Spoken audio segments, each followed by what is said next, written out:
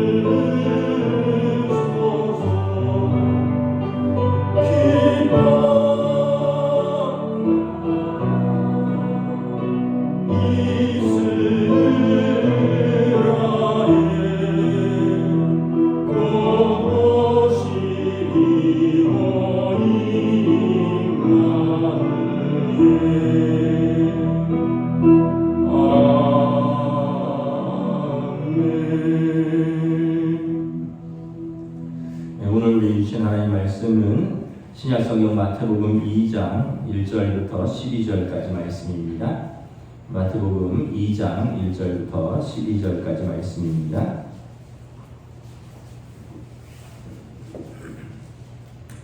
신약성경 2페이지입니다. 다 찾으신 줄 알고 저 여러분들이 한 절씩 교도하겠습니다. 헤롯 왕 때 예수께서 유다 베들레헴에서 나심에 동방으로부터 박사들이 예루살렘에 이르러 말하되 유대인의 왕으로 나심이가 어디 계시냐? 우리가 동방에서 그의 별을 보고 그에게 경배하러 왔노라 하니 헤롯 왕과 온 예루살렘이 듣고 소동한지라. 왕이 모든 대제사장과 백성의 서기관들을 모아 그리스도가 어디서 나겠느냐 물으니 이르되 유대 베들레헴이오니 이는 선지자로 이렇게 기록된 바 또 유대 땅 베들레헴아 너는 유대 고을 중에 가장 작지 아니하도다 내게서 한 다스리는 자가 나와서 내 백성 이스라엘의 목자가 되리라 하였음이니이다. 이에 헤롯이 가만히 박사들을 불러 별이 나타난 때를 자세히 묻고 베들레헴으로 보내며 이르되 가서 아기에 대하여 자세히 알아보고 찾거든 내게 구하여 나도 가서 그에게 경배하게 하라. 박사들이 왕의 말을 듣고 갈새 동방에서 보던 그 별이 문득 앞서 인도하여 가다가 아기 있는 곳 위에 머물러 서 있는지라. 그들이 별을 보고 매우 크게 기뻐하더라. 집에 들어가 아기와 그의 어머니 마리아가 함께 있는 것을 보고 엎드려 아기에게 경배하고 보배압을 열어 황금과 유향과 모략을 예물로 드리니라. 그들은 꿈에 헤롯에게로 돌아가지 말라 지시하심을 받아 다른 길로 고국에 돌아가니라. 아멘. 네, 할렐루야. 우리 오늘 성탄절 2분인데 우리 미리 크리스마스 인사 한번 하겠습니다. 메리 크리스마스. 우리 앞뒤 좌우 계신 분들에게 메리 크리스마스.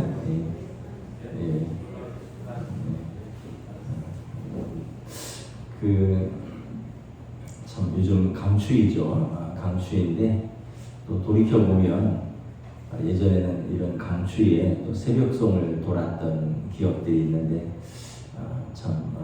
요즘 문화가 뭐 많이 바뀌고 또 그런 부분들이 있어서 좀 어떤 면에서 보면 아쉽고 또 어떤 면에서 보면 조금 좀 슬프다고 해야 될까요? 하여튼 그렇습니다. 그래서 우리가 예수님 오심의 의미를 다시 한번 이렇게 새기고 또 우리 각자의 마음속에 또 각 가정에 또 우리 믿는 성도들 가운데 그리고 이 땅 모든 곳에 우리 주님의 오심에 평화와 은혜가 가득하시기를 우리 다시 한번 축복합니다. 오늘 말씀은 우리가 잘 아는 대로 예수님의 오심을 동방 박사들이 경배한 내용입니다. 우리 1절, 2절 우리 다시 한번 읽어볼게요. 시작. 헤롯 왕 때에 예수께서 유대 베들레헴에서 나심에 동방으로부터 박사들이 예루살렘에 이르러 말하되 유대인으로 왕으로 나신 이가 어디 계시냐? 우리가 동방에서 그의 별을 보고 그에게 경배하러 왔노라 하니. 예수님의 오심을 많은 유대인들이 기다렸는데 아이러니하게도 제일 먼저 그 소식을 전한 사람은 이방의 동방 박사들이었다는 것입니다. 그러니까 예수님께서 유대인만을 위해서 오신 것이 아니라 다시 말하면 이방 땅에도 온 세상을 위해서 오신 하나님의 아들이시라는 거죠.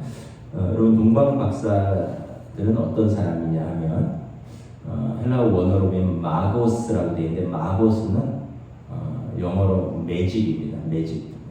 그래서 뭐 점성가 또 마술사 이런 의미를 가지고 있습니다.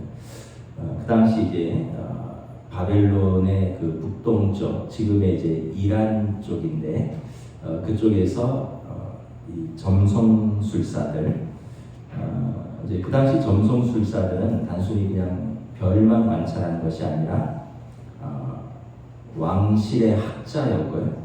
또 어떤 사회의 선지자였고 하늘의 징조를 연구하는 천문학자면서 또 나름대로 진리를 추구하는 구도자였습니다.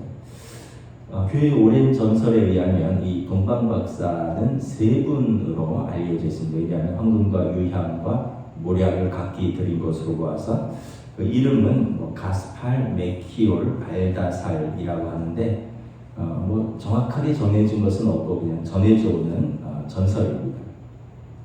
이 동방 박사들이 날마다 하늘의 별을 관찰하는데 갑자기 어떤 특별한 별이 하늘에 나타났고 그리고 이 별이 그들이 오래전부터 이제 전에 내려오는 한 전승인 유대의 왕으로 오신, 유대에서 메시아가 나신 것을 알리는 별이라고 보았습니다. 이 유대의 그 메시아로 오시는 전승은 원래는 이제 유대인들에게는 인자 전승으로 알려져 있죠. 다니엘서 7장에 인자는 그분의 아들이라는 뜻입니다. 하나님의 아들이 하나님으로부터 나라와 권세와 영광을 위임받아서 오셔서 그리고 그 땅에 자기 백성들을 높이고 온 세상을 심판하신다. 이게 이제 인자 전승인데 이방인들에게도 이 인자 전승은 알려져 있었습니다. 유대로부터 오시는 메시아가 있는데 그로 말미암아 온 세상이 구원을 얻고 온 세상이 복을 받을 것이다. 이 인자 전승은 이방 세계도 널리 알려져 있는 메시아 전승이라는 것입니다. 그래서 이 동방 박사들이 별을 관찰하다가 유대 땅 위에 특별하게 떠 있는 그 별을 보고 그들이 그토록 기다리던 메시아, 유대인의 왕으로 오시는 그 메시아가 오셨다는 것을 직감한 것입니다. 우리가 이걸 보면서 한편 우리 믿는 사람들은 예수님의 오심에 대해서 둔감하고 오히려 믿지 않는 사람들은 뭔가 메시아 구원자에 대한 갈망이 있는데 우리 믿는 사람들은 마치 그 당시에 유대 땅에 아무도 예수님이 오심을 몰랐는데 동방 박사들이 안 것처럼 정작 우리들은 그러한 갈망과 그러한 또 소망은 희미해진 것은 아닌가 한번 생각을 해봅니다. 이 동방 박사들이 보았던 그 예수님 탄생별은 무엇인가 하면 신학자들은 이것을 하나님 임재의 영광이라고 표현을 합니다. 우리가 이제 출애굽기에 보면 하나님께서 이스라엘 백성을 광야에서 동행하실 때 낮에는 구름 기둥으로 밤에는 불 기둥으로 그들 정중앙에 임재를 하셨는데 이것을 이제 하나님 임재의 영광, 그들이 볼 때는 밤에는 구름 기둥 같고 밤에는 불 기둥 같고 낮에는 구름 기둥 같아. 이것을 이제 더 쉐키나 글로리 오브 갓이라고 합니다. 이 쉐키나가 그 거룩한 임재라는 뜻입니다. 거룩한 임재의 영광. 모세가 십계명을 받으러 시내산에 40일간 올라갔다가 내려올 때 그의 얼굴에 빛이 나서 사람들이 그의 얼굴을 주목함으로 모세가 수건으로 그 얼굴을 가리웠다라고 성경을 기록하고 있습니다. 하나님의 임재의 영광을 말하는 것이고 그 하나님의 임재의 영광 앞에 서면 예수님께서 말씀하신 너희는 빛된 자녀라, 빛의 자녀라. 우리가 그 하나님의 빛 대신 자녀들이 되는 것이죠. 이 동방 박사들이 이 쉐키나를 본 것입니다. 하나님의 그 영광을 본 것입니다. 여러분, 하나님의 아들이 2000년 전에 유대 땅에 친히 오셨습니다. 죽음과 죄와 슬픔과 두려움과 고통과 미움과 시기와 질투가 가득한 이 땅에 하나님의 아들이 하늘에는 영광이요 땅에는 평강으로 하나님의 사랑을 가지고 이 땅에 오신 것이 예수님이 오신 성탄인 것입니다. 이 예수님의 오심을 듣고 헤롯 왕과 온 예루살렘이 소동하기 시작했습니다. 우리 3절 한번 읽도록 하겠습니다. 시작. 헤롯 왕과 온 예루살렘이 듣고 소동한지라. 그 당시 유대 왕은 헤롯 왕이었습니다. 헤롯은 우리가 성경에 보면 헤롯 안티파스, 헤롯 빌립 여러 임금들이 나오는데 이 헤롯 왕은 그 헤롯들의 원조인 대헤롯이라고 하는 사람입니다. BC 37년에서 AD 4년까지 이제 막 통치를 한 40년간 예수님이 오실 때까지 그리고 오시고 나서 조금 더 통치를 했는데 원래 이 사람은 정통 유대인이 아닙니다. 이두메 출신이라고 에돔 족속인데 이 사람은 그 돈을 많이 주고 로마 황제에게서 유대의 분봉왕직을 산 것입니다.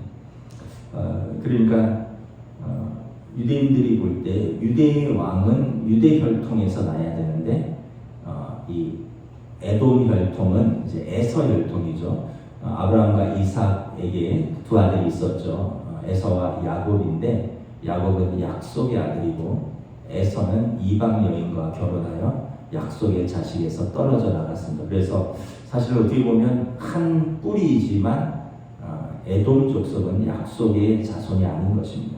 그런데 이 에돔 족속의 사람이 그가 유대인의 분봉 왕으로서 40년째 통치를 하고 있는 것입니다. 당시 이제 헤롯에 대한 역사적인 두 가지 평가가 있는데요. 긍정적인 평가는 뭐냐면 헤롯은 대단한 건축가였습니다. 그래서 지금도 발굴된 것을 보면 그 당시에 사우나가 있었습니다. 사우나가.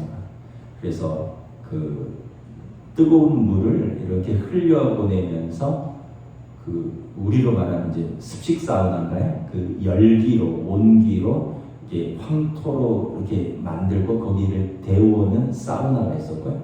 또 그 당시에 그 관계 수로를 잘해서 오늘로 말하면 하수도가 있었던 것입니다. 그래서 이 헤롯은 우리가 잘 아는 그 예수님 시대 예루살렘 성전을 헤롯 성전이라고 하는데 세 번째 성전입니다. 솔로몬 왕이 지은 첫 번째 성전이고요. 이것이 바벨론에 의해서 무너지고 이제 그 스룹바벨에 의해서 두 번째 성전이 지어지는데 이 두 번째 성전은 나무로 지어지는 초라한 성전입니다. 솔로몬 성전에 비할 바가 못 되죠. 그런데 이후에 이 두 번째 성전도 무너지고 헤롯이 이 성전을 건축하는데 굉장히 크고 의리의리하게 성전을 짓고 있는 것입니다. 그래서 헤롯 대성전이라고 불리우는 그래서 이 나름대로 어떤 그런 정치적 감각이라든가 로마와의 관계를 유지한다거나 이런 건축 토목 사업을 일으키고 또 헤롯 성전을 지어서 유대인들의 환심을 사는 그런 면에서는 굉장히 수완이 좋은 왕이었는데 부정적인 평가로는 도덕적으로 정신적으로 문제가 많은 왕이었습니다. 무려 아내가 10명 있었고요.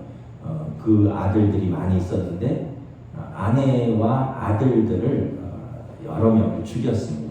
왜냐하면 자기 왕권에 대한 항상 그 왕권에 대한 정통성에 의심을 받고 있었기 때문에 자기의 왕위를 노린다고 생각되면 그 아들들 그리고 그 아들들의 어미들을 같이 죽였습니다. 그 헤롯의 아내가 된다는 것은 어떻게 보면 이제 잘못하면 죽을 수도 있는 거죠. 그래서 아내와 장모와 아들을 같이 죽인 일이 있을 정도로 그는 어떤 면에서 보면 굉장히 비인격적이고 사이코패스적인 그런 사람이었습니다. 이러한 헤롯 왕 시대에 예수님께서 태어나신 것입니다. 그리고 이 헤롯과 온 예루살렘이 예수님의 오심을 보고 소동했다는 것입니다. 놀랐다는 거죠. 발칵 뒤집혔다는 거죠.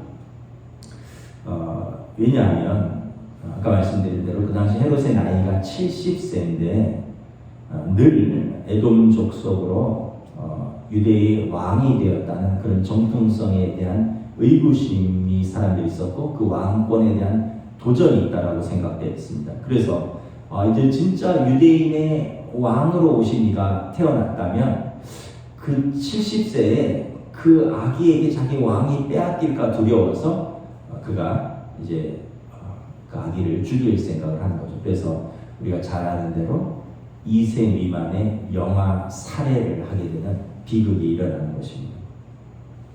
헤롯 왕은 이제 대제사장과 서기관들을 불러서 유대인의 왕이 어디서 태어난지를 물었습니다. 왜냐하면 성경에 나와 있으니까 대제사장과 서기관들이 잘 알겠죠. 4절에 보면 그리스도가 어디서 나겠느냐 5절에 성경에 기록되길 유대 베들레헴입니다. 6절에 구약 성경 미가서 5장 2절에 또 유대 땅 베들레헴아 너는 유대 고을 중에 가장 작지 아니하도다. 내게서 한 다스리는 자가 나와서 내 백성 이스라엘의 목자가 되리라 하였음이니라.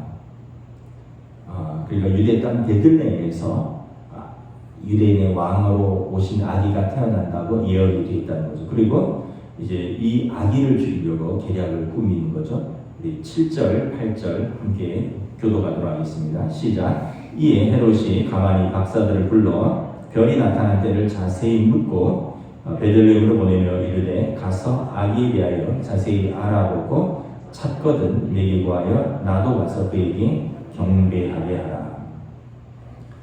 이 베들레헴은 아주 작은 도시입니다. 작은 도시, 떡집이라는 의미입니다. 떡집. 이제 그래서 여기 베들레헴에서 이제 예수님 탄생 교회가 지금도 조그맣게 있습니다. 이제 8절 9절에 보면 이제 베들레헴으로 동방 박사들이 가죠. 그리고는 그 별이 머물러 선 곳에 도착하고는 크게 기뻐합니다. 그리고 그 집에 들어가서 아기께 경배하고 그들이 가져온 보배알을 열어서 귀한 예물을 그 아기에게 드립니다. 그 예물이 무엇입니까? 우리 11절 함께 공부하도록 하겠습니다. 시작. 집에 들어가 아기와 그의 어머니 마리아가 함께 있는 것을 보고 엎드려 아기에게 경배하고 보배알을 열어 황금과 유향과 모략을 예물로 드립니다. 황금과 유향과 모략, 이것이 동방 박사들이 가져온 예물입니다. 그래서 우리가 동방 박사가 3명이라고 이렇게 추측하는 거죠. 황금은 무엇을 의미하냐 하면, 황금은 여러분 옛날부터 지금까지 동서복음을 막론하고 변하지 않는 가장 귀한 가치입니다. 그리스도의 왕권을 상징하는 것입니다. 금은. 그다음 유향은 뭐냐면 그 고대의 아라비아 지방에서 나는 특별한 그 흰색 소나무에서 나는 송진이라고 합니다. 그래서 아름다운 향료고요. 이것은 귀하고 그리스도의 신성을 의미합니다.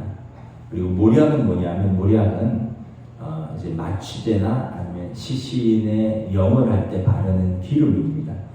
이것은 예수님의 십자가와 희생과 죽음을 상징하는데 그리스도의 인성을 상징합니다. 그래서 동방 박사들이 가져온 예물은 그 당시 자기들이 가장 귀한 예물, 황금과 유향과 모략을 드렸는데 이것은 그리스도의 왕권, 그리스도의 신성, 그리스도의 인성을 상징한다는 것입니다.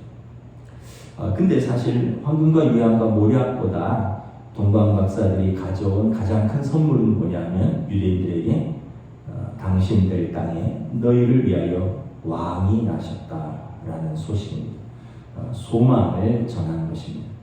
헤롯 왕의 압제와 로마의 압제로부터 고통받고 있는 그들에게 당신들에게 왕이 나셨다. 당신들에게 메시아가 나셨다라는 소망인 것입니다.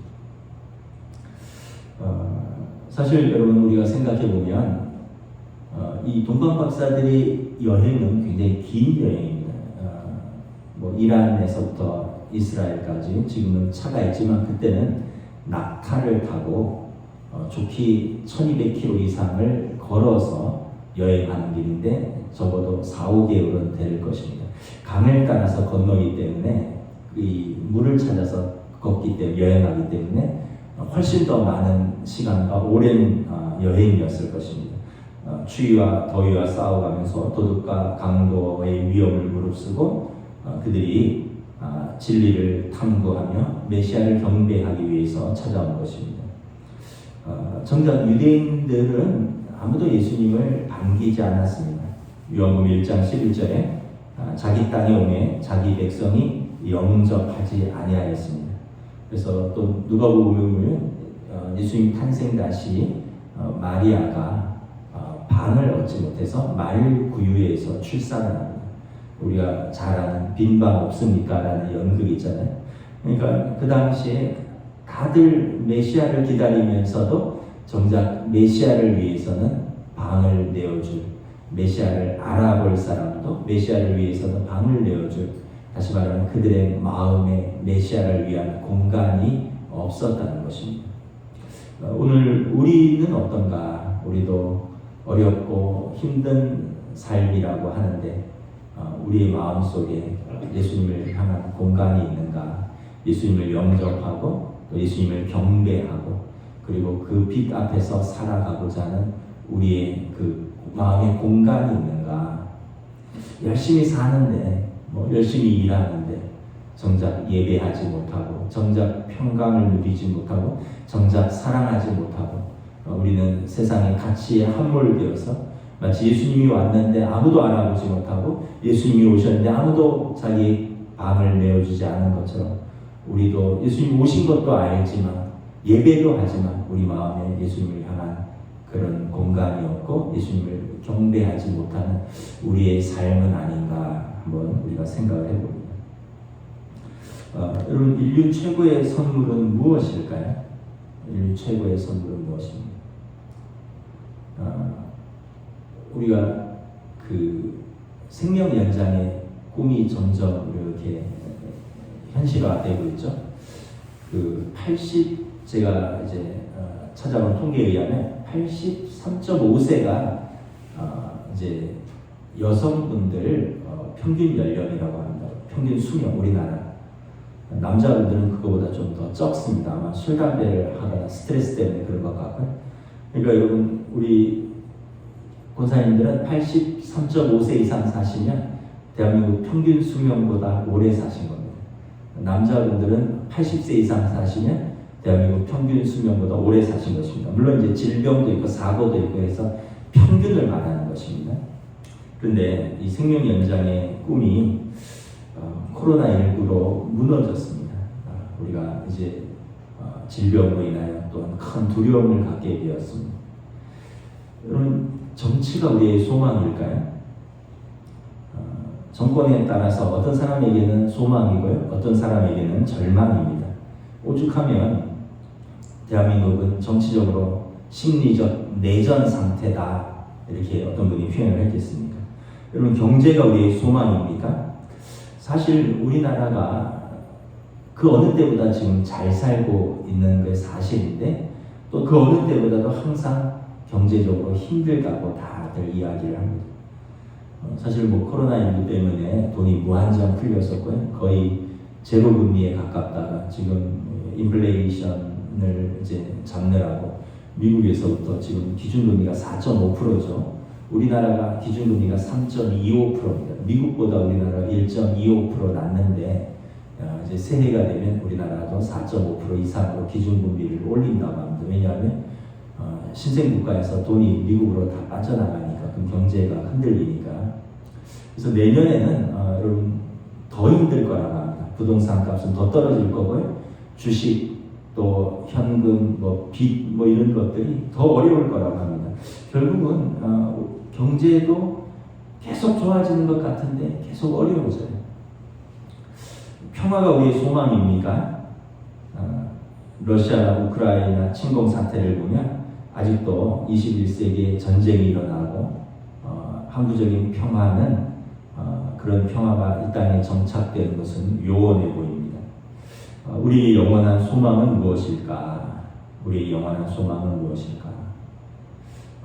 사실은 그 가난한 나라는 먹을 것을 해결하는 것입니다. 또 목마른 나라는 마실 물을 해결하는 것입니다. 그제 기사를 하나 봤더니 우리나라 대기업들이 아프리카 어느 나라들의 그 수도 시설들을 해줬다 그러더라고요. 그랬더니 아이들이 물을 기르러 그 어린 소녀들이 왕복 20km, 그러니까 10km씩 물 기르러 이렇게 매일 가느라고 학교를 못 오고, 그리고 오고 가다가 애들이 다치고, 또 그 물 기르러 이렇게 여자아이들이 멀리 가다가 납치당하고, 그리고 그 물을 먹어도 깨끗한 물이 아니라서 이 수인성 전염병에 걸리고 그랬는데, 한국 대기업들이 그런 수도 사업을 해서 동네에서 물을 콸콸콸콸 나오게 되니까 그 마을과 인접 마을 몇만 명이 이제 깨끗한 물을 마시게 됐는데, 그 물을 마심으로 물만 마시는 게 아니라 아이들의 건강도 해결되고, 아이들의 교육도 해결되고, 아이들의 시간도 확보되고, 삶이 나아졌다, 이런 기사를 보았습니다. 그러면서 참 우리는 생각지 못한 그런 우리 그냥 물만 틀면 도움을 차가운 물이 줄줄 나오는데 그 나라에는 도움물은 필요 없고요. 그냥 차가운 물만 나와도 그 땅에는 그게 기쁨이고 소망이라는 거죠. 아직도 이 땅에는 여러분 많은 기근과 또 목마름과 또 가난과 전쟁의 공포 속에 사는 사람들이 많이 있습니다. 여러분 이렇게 지나가다가 이렇게 트리 예쁘게 한 것들 보시면 예쁘죠. 뭐 롯데백화점이나 잠실이나 우리 동네는 신세계 백화점이 되게 또 예쁘게 해놨습니다. 그런데 정말 그곳에 그 땅에 주님의 평강이 있는가, 주님의 사랑이 있는가, 아니면 겉은 화려한데 그 안에 여전히 미움과 갈등과 절망과 경쟁과 죄와 죽음이 가득한가라는 것입니다. 이를 위해서 예수님이 오셨습니다. 하나님께서 태초에 사람을 창조하실 때 우리를 존중하셨습니다. 그래서 사람을 지으시되 하나님의 형상대로 지으셨습니다. 그리고 하나님께서 자신을 낮추셔서 사람의 형상으로 오셨습니다. 우리는 하나님의 형상대로 지으시고요. 하나님의 아들은 우리의 형상으로 낮아져서 오셨습니다. 그래서 그 중세 철학자 안셀름이라는 분은 크루데우스 호모라는 질문을 했습니다. 도대체 하나님은 왜 사람이 되셨을까? 하나님이시라면 이 세계가 훼손되고 망가졌을 때 그냥 싹 쓸어버리고 다시 리셋하면 쉬울 텐데 왜 하나님이 사람이 되셔서 신이 오셔서 이 문제 많은 세상과 이 문제 많은 사람들을 붙들고 계속해서 씨름하실까? 그래서 안셀름이 크루데우스 호모, 도대체 왜 하나님은 사람이 되셨을까? 이 안셀름에 대한 질문에 대한 답변은 요한복음 3장 16절입니다. 하나님이 세상을 이처럼 사랑하서 그래서 독생자를 주신 것입니다. 하나님이 그냥 죄와 그 허물로 가득한 이 세상을 깨끗이 리셋하지 않으시고 죄와 허물로 가득 찬 이 세상에 그리고 죄인들인 우리와 더불어서 하나님이 사람의 몸을 입고 오셔서 붙들고 씨름하시고 그리고 우리를 변화시키시고 우리에게 하나님의 사랑을 전하기 위해서 예수님이 친히 하나님의 아들이 오신 것입니다. 하나님 세상을 이처럼 사랑하사, 이처럼은 대가를 지불했다라는 뜻입니다. 여러분, 대가를 지불하지 않으면 귀하지 않습니다. 그냥 거저 줬다 그러면 별로 귀하지 않습니다. 그런데 내가 대가를 지불했다 하면 우리가 귀하게 생각을 합니다. 우리가 구원을 얻었다, 하나님의 자녀가 되었다, 우리가 하나님 나라에 간다, 우리가 쉽게 생각하는 것 같은데 하나님께서 친히 대가를 지불하셨습니다. 당신의 아들을 내어주셨고 예수님이 십자가에서 피 흘려서 당신의 생명으로 우리의 생명의 대가를 치르신 것입니다. 그래서 우리를 잃어버리지 않기 위해서 친히 우리에게 오셔서 우리를 고치시고 우리를 회복시키시고 우리에게 친히 새 생명을 주시기 위해서 예수님께서 사람의 몸을 입으시고 이 땅에 오신 것입니다. 이것이 성탄의 진정한 의미입니다. 우리 인생 살다 보면 다시 리셋하고 싶을 때가 있죠. 다시 태어난다면, 다시 학생으로 돌아간다면, 다시 결혼한다면, 다시 직장 생활한다면 더 잘할 것 같이 생각될 때가 있죠. 그런데 그 방법은 뭐냐면 지금 하나님의 사랑을 받아들이는 것입니다. 지금 예수님을 우리의 인격적으로 영접하고 하나님의 사랑을 받아들이면 지금 이 순간이 다시 하나님의 사랑으로 리셋되는 순간입니다.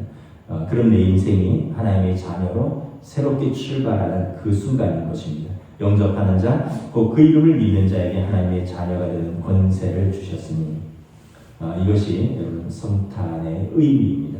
하나님께서 우리에게 주신 최고의 선물. 여러분 여전히 우리의 삶의 죄와 허물과 미움과 갈등과 슬픔과 눈물이 있는 이때 이 땅에 우리가 예수님을 영접하면 거기에서부터 새롭게 리셋하고 새롭게 출발하고 새롭게 믿음과 새로운 소망과 새로운 사랑으로 이 땅에서 하나님의 자녀로 살아가게 되는 것입니다. 여러분, 이 성탄에 다시 한번 예수님 오심의 의미를 되새기고 또 우리를 통하여 예수님의 오심이 증거되는 그런 복된 기쁜 그리고 은혜의 성탄이 되시기를 우리 주님의 이름으로 축복합니다. 기도하겠습니다. 하나님의 은혜를 감사합니다. 오늘도 우리가 성탄의 의미를 다시 한번 마음에 되새깁니다.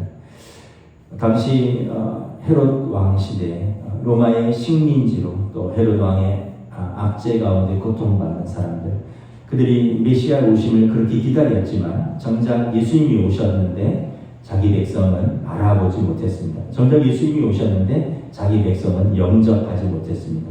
그 누구도 예수님을 위하여 방을 내어드리지 못했습니다. 그러나 이방의 동방 박사들이 유대인으로 오신 메시아 그리고 그를 통하여 온 세계가 복을 받을 것이라는 그 믿음으로 그들이 그 먼 곳에서 예수님을 경배하기 위하여 나와왔고 황금과 유향과 모략으로 그들이 가진 최고의 선물로 하나님께 경배하였습니다. 오늘 또 우리의 삶의 성탄의 의미를 돌아봅니다. 우리의 삶에도 곳곳에도 이 지구상에서 질병과 비근과 전쟁으로 인하여 또 우리 주변에서도 또 우리가 또 삶의 갈등과 어려움과 문제 속에서 씨름하고 있는 우리 가운데 예수님께서 오셨습니다. 우리 가운데 오셔서 우리랑 친히 붙들고 씨름하시고 회복시키시고 고치시고 우리에게 예수님의 사랑으로 충만한 하나님의 자녀의 삶을 주시기 위해서 이 땅에 오셨습니다. 다시 한번 이 복된 성탄, 나에게 오신 예수님, 우리에게 오신 예수님, 이 땅에 오신 예수님을 우리가 깊이 묵상하고 우리 주님과 함께 기뻐하고 즐거워하며 예배하는 감사의 성탄으로 인도하여 주시옵소서. 감사를 드리오며 우리 주 예수 그리스도 이름으로 기도드리옵나이다. 아멘. 하늘에 계신 우리 아버지, 아버지의 이름을 거룩하게 하시며 아버지의 나라가 오게 하시며 아버지의 뜻이 하늘에서와 같이 땅에서도 이루어지게 하소서. 오늘 우리에게 일용할 양식을 주시고 우리가 우리에게 잘못한 사람을 용서하여 준 것 같이 우리 죄를 용서하여 주시고 우리를 시험에 빠지지 않게 하시고 악에서 구하소서. 나라와 권능과 영광이 영원히 아버지의 것입니다. 아멘.